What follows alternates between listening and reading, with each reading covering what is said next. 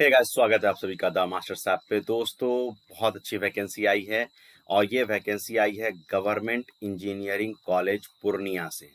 ठीक है, ये गवर्नमेंट इंजीनियरिंग कॉलेज पूर्णिया जो है बिहार गवर्नमेंट का एक सरकारी जो है आपका कॉलेज है। बिहार सरकार की एक सरकारी कॉलेज है, गवर्नमेंट कॉलेज है। इस गवर्नमेंट कॉलेज में आपको गेस्ट असिस्टेंट प्रोफेसर की बहाली आई है। ठीक है, गेस्ट असिस्टेंट प्रोफेसर की बहाली आई है। अब ये जो गेस्ट असिस्टेंट प्रोफेसर की बहाली आई है दोस्तों, ये किस डिपार्टमेंट्स के लिए है, इसके लिए क्या क्वालिफिकेशंस होंगे। दूसरी चीज की मैंने आपको थंबनेल में आपने देखा होगा कि इसमें गूगल फॉर्म से अप्लाई करना है। गूगल फॉर्म से अप्लाई करना है। अब ये गूगल फॉर्म से जो आपको अप्लाई करना है, ये कब से करना है, व्हेन कब करना है, और दूसरा चीज कि कब करना है और कैसे करना है।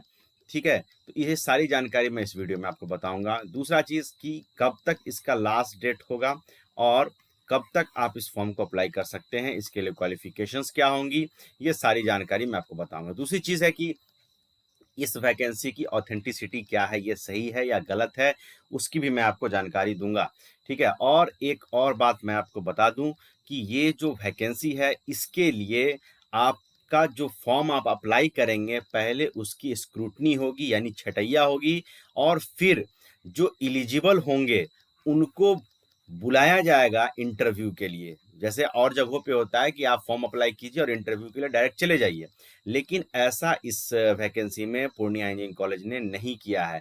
वो पहले आपसे फॉर्म अप्लाई करवाएंगे, एक अप्लाई का डेट होगा, एक इन डेट होगा, उसके बाद वो डिसाइड करेंगे आपके क्वालिफिकेशंस, आपके एक्सपीरियंस, आपकी क्वालिटी को देख के, आपके डॉक्यूमेंट्स को सॉरी देख के, कि किन किन को हमको एलिजिबल करना है। और फिर वहां से आपको ईमेल के माध्यम से या वेबसाइट के माध्यम से आपको बताया जाएगा कि किस डेट में आपको इंटरव्यू आकर देना है।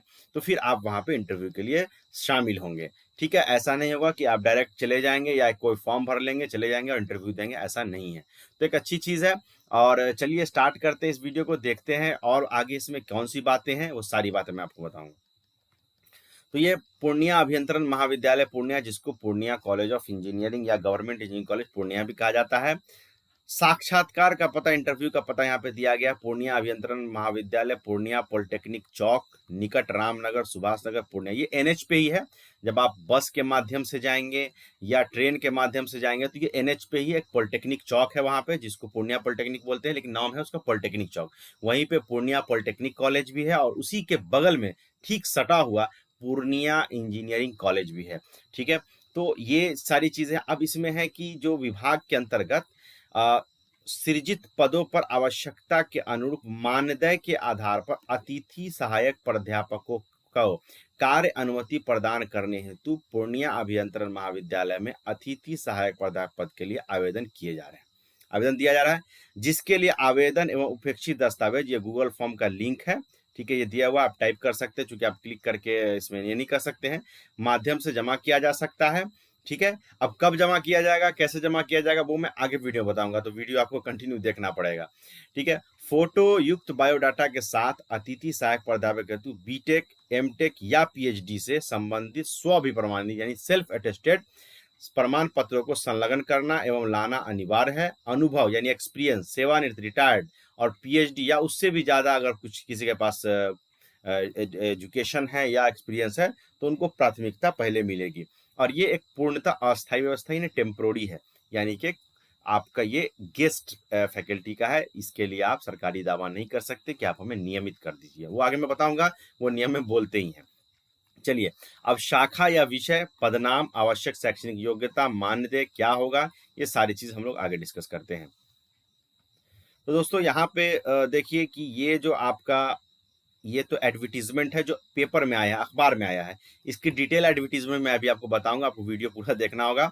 तो शाखा और विषय में कंप्यूटर साइंस एवं अभियंत्रण या कंप्यूटर साइंस एवं अभियंत्रण आर्टिफिशियल इंटेलिजेंस, इस तरीके का अगर आपने कोर्स कर रखा है, यानी सीएसई है या सीएसई आपका आर्टिफिशियल इंटेलिजेंस एआई से है, तो आप इसमें अप्लाई कर सकते हैं। इसमें पद का नाम है अतिथि सहायक प्राध्यापक। आवश्यक शैक्षणिक योग्यता एज पर एआईसीटी नॉर्म होगा, यानी कि मिनिमम आपके पास एमटेक डिग्री होनी चाहिए, और पीएचडी है तो आपको पहले प्रेफरेंस मिलेगा। अगर आपके पास कुछ एक्सपीरियंस है तो वो देखा जाएगा। अगर आप रिटायर्ड हैं तो भी आपको प्रीफरेंस मिलेगा। मानदेय जो है यहाँ पे एज पर DSTT नॉर्म्स के हिसाब से आपको मिलेगा। अधिक आपको अगर अपडेट चाहिए तो उसके लिए कॉलेज का वेबसाइट दिया हुआ है, उस पर आपको विजिट करना होगा।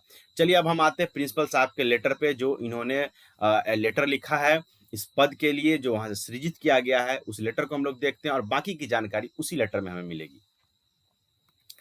देखिए, ये कार्यालय, प्रचार का कार्यालय पूर्णिया अभियंत्रण महाविद्यालय, यहाँ पे साक्षात्कार सूचना संख्या दिया हुआ है, इसमें वही सारे बातें लिखी हुई जो अभी हमने डिस्कस किया है। ठीक है, उसके बाद यहाँ पे वो डिटेलिंग भी वही चीज है जो हमने डिस्कस किया। अब नोट में सबसे इंपॉर्टेंट चीज है जो मैं आपको बताना चाह रहा हूँ। देखिए, ये नोट में यहाँ पे सबसे पहला नोट है कि कार्य अनुमति आवश्यकता एवं मान्यता आधारित होगा, मतलब जरूरत है इसीलिए आपको रखा जा रहा है। विभाग द्वारा आवंटन प्राप्त होने पर ही भुगतान किया जाएगा, यानी कि साइंस एंड टेक्नोलॉजी डिपार्टमेंट जब आपकी सैलरी भेजेगी तभी आपको पैसा मिलेगा। प्रिंसिपल साहब इसके जिम्मेदार नहीं होंगे, वो लिख के देंगे आपकी कि इतना आपका इतना सैलरी बना है, वहां से जब पैसा आएगा तभी आपको मिलेगा।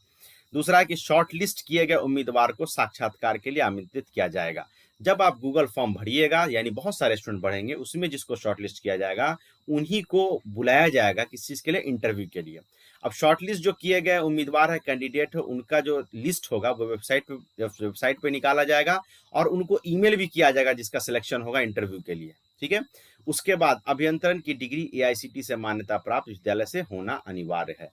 पांचवा कि आवश्यकता अनुसार पदों पर मेधा क्रम अनुसार रखा जाएगा और बिना पूर्व सूचना के प्रचार द्वारा पूर्णतः निरस्त भी किया जा सकता है, जिसके लिए कोई दावा स्वीकार नहीं है। अब जो मेरिट लिस्ट बनेगा वो आपके मेधा क्रम यानी परसेंटेज वाइज बनाया जाएगा। अब क्या है, साक्षात्कार यानी आप जो इंटरव्यू देने जाइएगा उसके लिए कोई खर्चा नहीं दिया जाएगा, TA नहीं मिलेगा। सातवां नोट है कि किसी भी अपडेट के लिए आप कॉलेज का वेबसाइट नियमित रूप से विजिट करिए, रेगुलर देखते रहिए। और आठवां है कि जो पद है सहायक प्राध्यापक का, उसके नियुक्ति के लिए जो गूगल फॉर्म, ये जो फॉर्म का लिंक दिया हुआ है, ये एक्टिव होगा 15 अक्टूबर से लेके 22 अक्टूबर तक, यानी फॉर्म डेट हो जाएगा 15 अक्टूबर, लास्ट डेट हो जाएगा 22 अक्टूबर। ठीक है, तो आवेदन हेतु गूगल फॉर्म का लिंक कॉलेज के वेबसाइट पे 15 तारीख को एक्टिव होगा। तो अभी आप कॉलेज के वेबसाइट पे जाइएगा, नहीं मिलेगा, तो फिर वो 15 तारीख से एक्टिव होगा एक्चुअली में। ठीक है, और 22 तारीख तक ये एक्टिव रहेगा। उसके बाद ये शॉर्टलिस्ट करके वो लिस्ट डालेंगे वेबसाइट पे और जिसका हो जाएगा मतलब इंटरव्यू के लिए सिलेक्शन, उनको मेल भी जाएगा। अब देखिए, यहाँ पे प्रिंसिपल साहब का साइन भी किया हुआ है। ये ऑथेंटिसिटी देख लीजिए, 30/9/2023 को ये लेटर इन्होंने रिलीज किया है। तो ये ऑथेंटिसिटी मैंने आपको बता दिया। अब आइए बात करते हैं डॉक्यूमेंट्स की। तो डॉक्यूमेंट्स के लिए आपके पास बीटेक से 10th से लेके एमटेक, PhD, बीटेक जितना भी है सबका मार्कशीट आपको रखना होगा और आपको उसका सर्टिफिकेट रखना होगा। अगर बिहार के आप रहने वाले हैं तो रेसिडेंशियल सर्टिफिकेट, और आपको OBC से आते हैं तो OBC NCL, और अगर आप SC/ST कास्ट से आते हैं तो कास्ट सर्टिफिकेट आपको रखना होगा इंटरव्यू के समय। और गूगल फॉर्म अप्लाई करने समय अगर मांगा जाएगा तो वहां पे भी आपको देना पड़ेगा। ठीक है, और अगर आपके पास कोई एक्सपीरियंस है तो एक्सपीरियंस सर्टिफिकेट भी आपके पास होना चाहिए, ये जरूरी है। ठीक है, और बाकी की डेट्स वगैरह मैंने डिस्कस कर दिया है। बाकी की अगर कोई और भी जानकारी की आपको आवश्यकता है तो मुझे कमेंट सेक्शन में बताइए, मैं कोशिश करूंगा कि वो जानकारी आप तक पहुंचाऊं। और दूसरी और आखिरी और अहम बात कि अगर ये वीडियो और ये क्वालिफिकेशंस आपके पास नहीं है, आप एलिजिबल नहीं है, तो उन लोगों तक इस वीडियो को पहुंचा दीजिए जो इसके लिए एलिजिबल हैं, ताकि जरूरतमंद लोगों तक वैकेंसी पहुंच सके और लोग इसका फायदा उठा सके। Thank you very much.